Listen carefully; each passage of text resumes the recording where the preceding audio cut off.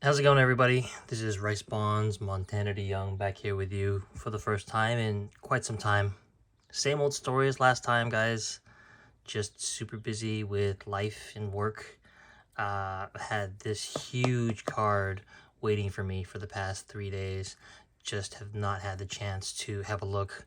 With eBay's new return policy, 3 days or you're out, it's getting dicier and dicier for me to sort of put off opening these packages.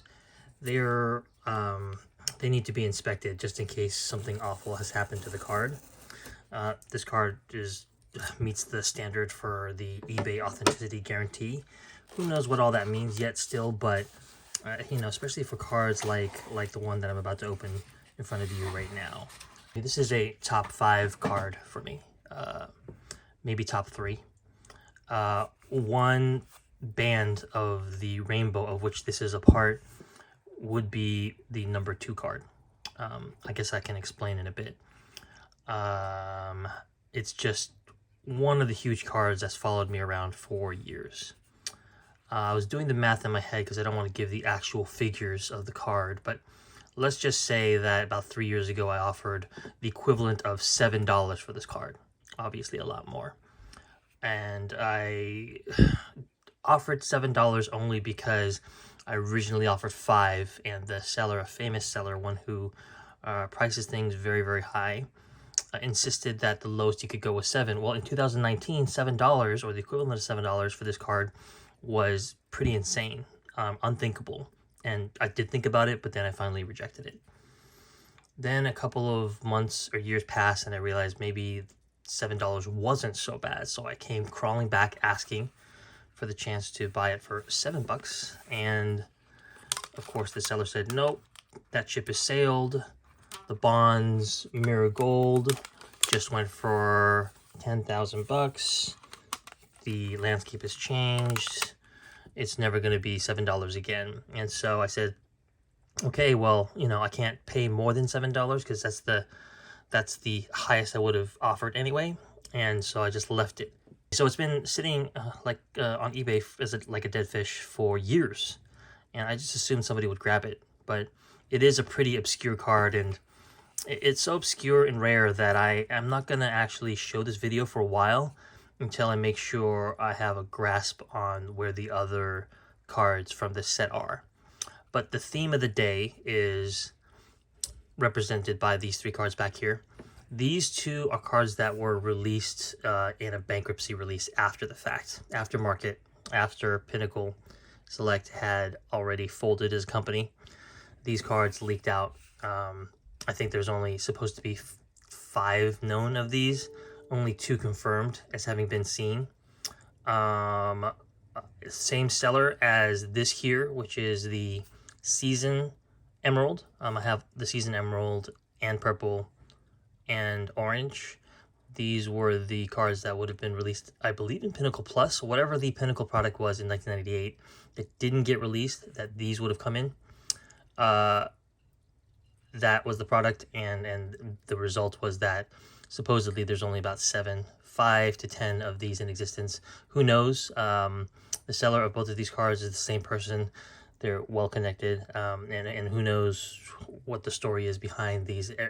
Each successive year that we're in the 90s, we realize there's more and more crazy stuff going on, and the pop counts and the stated or assumed or presumed odds, they never seem to be quite as rare as we think they are. But be that as it may, this card is the rarest of the 3, and that's kind of saying something, because that card is one of the pinnacle cards, one of the mountaintop cards, the pinnacle of the hobby, even though of course it's not Pinnacle, it's Donruss.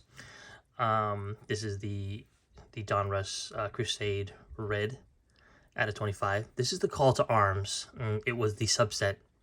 Bonds also had a base set design, but it wasn't released because Donruss collapsed, and so a lot of the cards, basically half of the cards from this set, were never released in packs.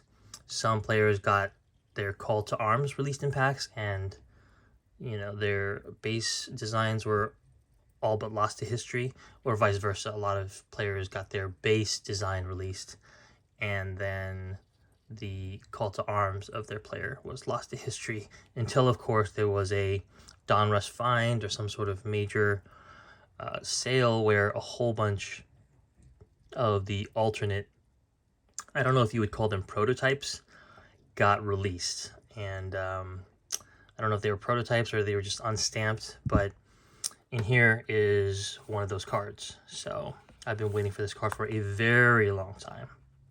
There's only one way to beat this card. Besides my #1 card of all time, which I generally keep to myself, this is the most important card that you can unveil, given what I have left from the 1990s yet to collect. And yet, it's been sitting here for 4 years. I don't even know if anybody else has taken a legit stab. I finally said, you know what? I've been stuck at $7 for the last 3 years. Why don't I offer the equivalent of $10? That was the minimum that the seller said he would accept 3 years ago. In 3 years, bonds' prices have grown, in many cases, exponentially. So I thought, you know, from a $7 to a $10 increase in price, even though it's a tough pill to swallow that I didn't pick it up at the time for what it was offered to me for, I ultimately decided it was the right decision. And I want to get the red of this. This is the, of course, the purple. It is unnumbered on the back.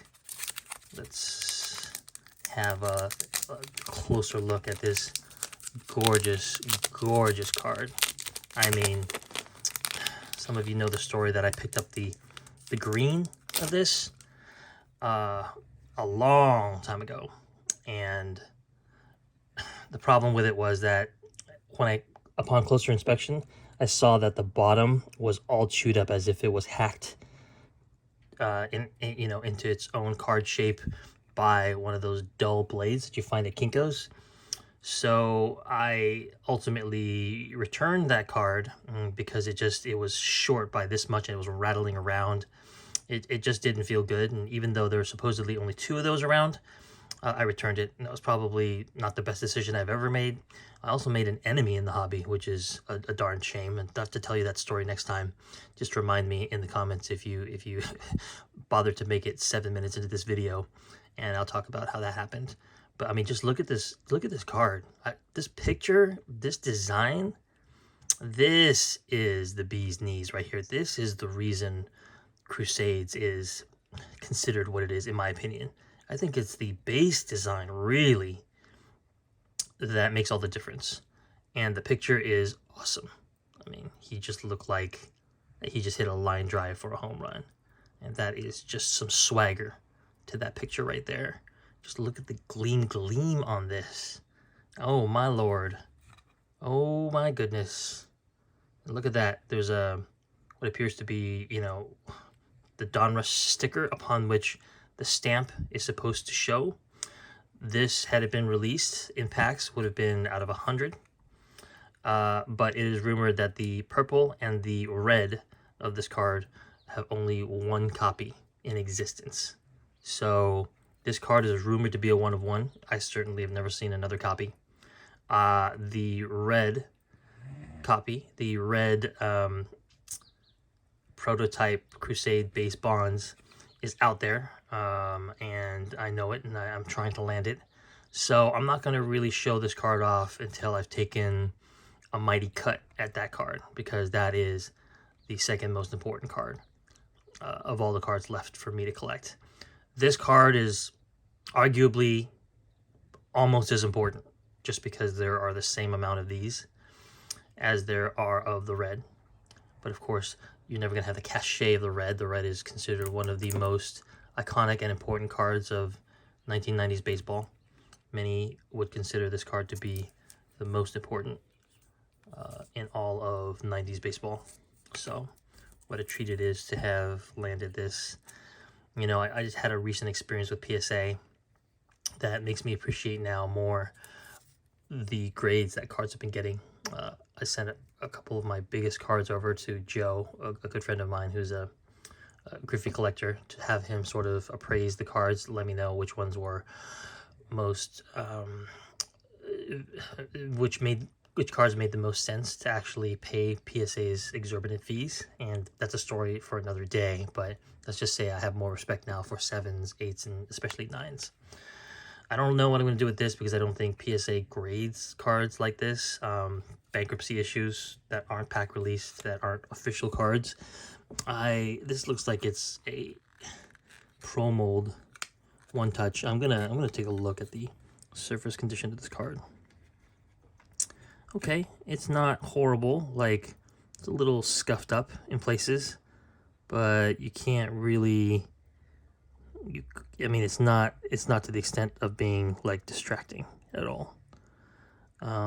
There's no peeling on the edges, which has been a problem with this card in the past in a lot of other cases. But I don't know if you guys can see that there are micro scratches. I guess something a little bit more serious than micro scratches on the surface of this card. Down here especially. I'm trying to turn it into light so that you can see it, because I can see it with my own naked eye, but it's kind of hard for you guys to see. It just looks like absolutely spectacular to you guys from the camera, but you guys can see hopefully some of the scratches. It's hard in this kind of light to get the right angle to show it off, but I mean, it is just a spectacular card. Let me just see how the back looks. The back looks pretty good. There's no peeling. That was my biggest concern. Some more scratches on the back, but you know, for a 1 of 1, beggars cannot be choosers.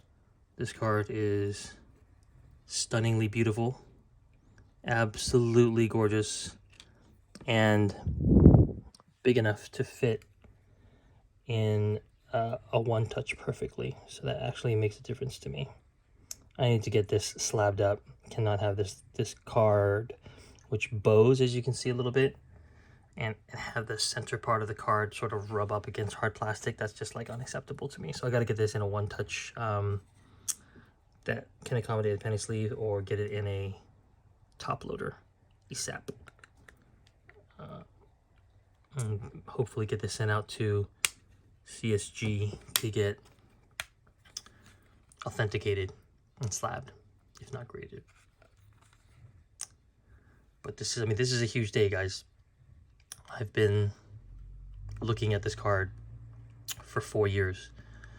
It's the card that has sort of been on my radar the longest of any Bonds card that I just didn't get. And it's really a blessing that I waited all this time and I wasn't burned by the fact that I waited all that time. Because if anybody grabs it, I mean, that could be it, right?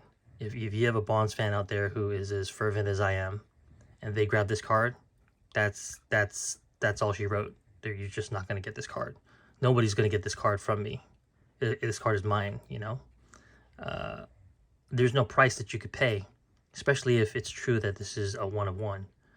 There's no price that any person would legitimately pay that I would consider selling this for, because this card is that awesome. I really wish they released the base in packs. I would have loved to have the legit numbered copy, and it would have been glorious to chase the red version of this. And don't get me wrong, this is a beautiful card. The design is also beautiful. The seal in the back, in fact, is in many ways like kind of more interesting to the eye than some of the etching of this card. But overall, this card is just, oh my goodness. I mean, you can't get too much of the card like this. Like, I mean, sometimes I don't give enough thought and attention to Crusades. There's a reason that a lot of people consider this the best of the best. And so it will join my other bankruptcy cards, which generally I don't like. Usually I feel like you really have to be an insider of the industry to really have access to these cards, and then they're cornered by 1 or 2 sellers and then parceled out basically at whatever price they want, just because these cards are so rare. But like I said, once I track down the red, and I may take another swing again, but try to buy back that green, maybe I can put together a rainbow. The last thing I'll say is that I have the red of this and I have the green of the pack released Call to Arms. Don't have any of the exact proofs and don't really feel a need to go after them. Don't have prototypes to the extent there's such thing as prototypical cards that were also released in packs. But now I have my purple. I mean, it's not a call to arms purple, but I think a lot of people would say that this is even more impressive and satisfying than that. So thanks a lot for watching, guys. By the time you see this video, hopefully I will have taken my mighty swing at the red. Hopefully it'll be on its way in, if I can somehow rip it from the grips of the person who owns this card, who owns the red. And if it's not to be, then I will show this video off just so that you guys can see what it felt like and looked like when I first opened this card and added it to my collection. Okay, thanks a lot, guys. Until next time.